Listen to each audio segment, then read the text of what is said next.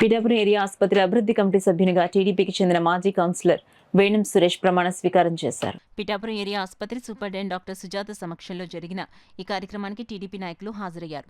ఆసుపత్రి అభివృద్ధి కమిటీ సభ్యునిగా ప్రమాణ స్వీకారం చేసిన వేణం సురేష్ను ఆసుపత్రి సూపరింటెండెంట్ డాక్టర్ సుజాత, టీడీపీ నాయకులు అభినందించి శుభాకాంక్షలు తెలిపారు. ఈ సందర్భంగా వేణం సురేష్ మీడియాతో మాట్లాడుతూ తనకు ఈ పదవినిచ్చిన మాజీ ఎమ్మెల్యే వర్మకు, ముఖ్యమంత్రి చంద్రబాబు నాయుడుకు, ఉప ముఖ్యమంత్రి పవన్ కళ్యాణ్కు కృతజ్ఞతలు తెలుపుకుంటున్నానని, ఆసుపత్రి అభివృద్ధికి తోడ్పడతానని అన్నారు. సభ్యుడిగా స్థానం కల్పించిన మన వర్మ గారికి పాదాభివందనం చేసుకుంటున్నాను.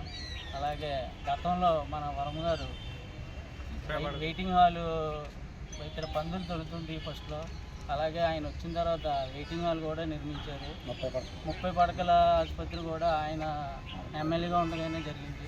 ఇంకా ముందు కూడా ఈ హాస్పిటల్ అభివృద్ధికి నా వంతు కృషి చేస్తారని తెలుపుకుంటూ సెలవు తీసుకుంటాం. ప్రభుత్వం రాగానే మన చంద్రబాబు నాయుడు గారు, ఉప ముఖ్యమంత్రి పవన్ కళ్యాణ్ గారు, మన వర్మ గారు ఈ 100 పడకల ఆసుపత్రి తెచ్చినందుకు ధన్యవాదాలు తెలుపుకుంటూ